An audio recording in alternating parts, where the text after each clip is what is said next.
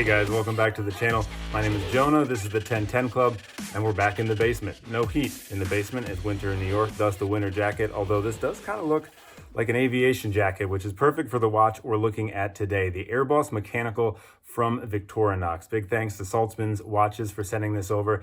They lent it in for a review. I'm sending it back afterwards, but if you are interested in this watch, reach out to them. I'll put a link down in the description to Jake's email over at Saltzman's. You guys can hopefully work out a deal with this watch, which is not only gorgeous, but one of the most comfortable watches I've ever laid my hands on. So let's flip this camera and check out the Airboss from Victorinox.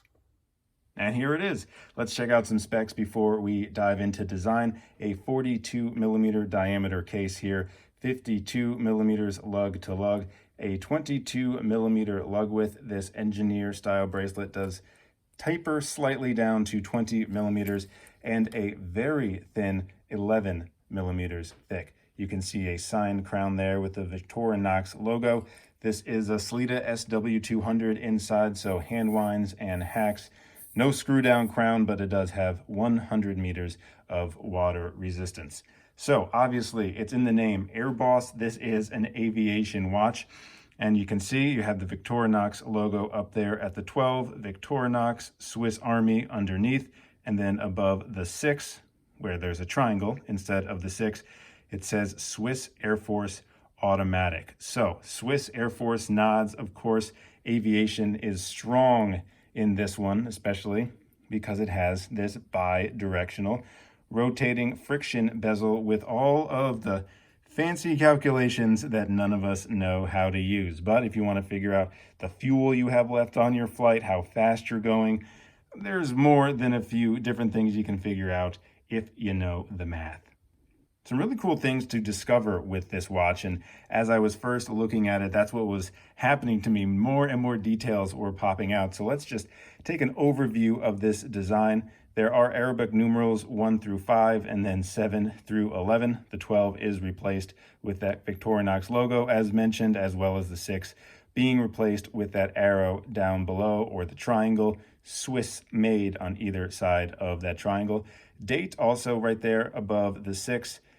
Black color matched date wheel, and some of the details that popped out first were, well, number one, this military / 24-hour time scale in the interior of the dial. However, it's not in the interior of the dial. I mean, that's where it is location wise, but if I tilt this flat sapphire crystal, you'll see that it is actually painted on the crystal itself and not the dial.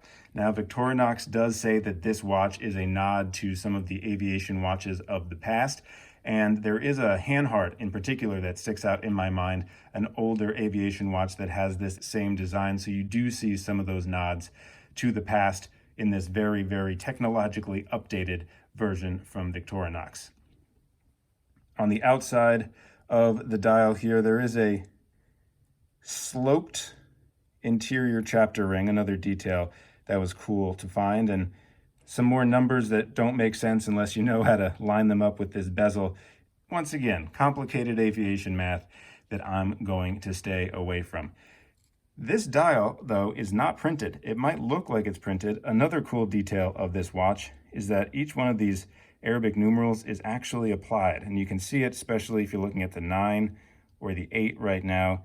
It's just barely proud of the dial, and a really cool addition. Also, in addition, these 4 dots, there's one at the 10, the 2, the 4, and the 8. Those are also applied, and they're also like notched in to that sloped interior bezel. So another point of interest where they break it up and add some interaction between the two different parts on this watch. Sword style hands, hour and minute hand, and a contrasting red second hand. How have I let this entire review go without winding the watch? If that has been frustrating you, I am so sorry. There we go. How can we review a dead watch? So much better. Checking out the finishing, it is brushed all around, adding to the tooliness of this watch. So brushing on the sides, if we can focus in there, you can see it's a little bit of horizontal brushing, also brushed on the bezel there. fully brushed bracelet. And on the back, we can see the Salida inside with the red Victorinox cross logo on the rotor. Otherwise, pretty simple, undecorated movement. And it also has a butterfly clasp down here with something I haven't seen before, which is a safety clasp over the butterfly clasp to keep it extra secure. Really nice milled clasp, nice extra design patterns in there. Also, since there are no micro adjusts on a butterfly clasp, we do want to appreciate the half links that are added on this bracelet in addition to the full links when you are going to be adjusting this bracelet, which, unless you have a massive wrist, you will be. I have a 7¼ inch wrist, and this thing, I'm not going to adjust it since I am only borrowing this watch, but I can almost put it on my hand without opening the clasp. But I will open the clasp so we can check it out on wrist quick, and I can mention to you how comfortable this bracelet is. Oh, there's my Seiko SKX. Let's get that out of the way, shall we? So here this watch is on my 7¼ inch wrist. 42 millimeters is a nice size for me. You might notice though, it does look a little bigger, maybe wear a little bigger. I think the two reasons for that are the 52 millimeter lug to lug distance and also the fact that the bezel is so thin. It really adds to the legibility by giving a bigger dial. So even though 42 millimeter on the bigger side, the thinness of that bezel really adds to the dial real estate, so might wear a little bit bigger than some other 42 millimeters. Perfect example, the SKX, right? About the same size, diameter, but you can see how much bigger the dial is on the left on the Victorinox since the bezel is so much thinner.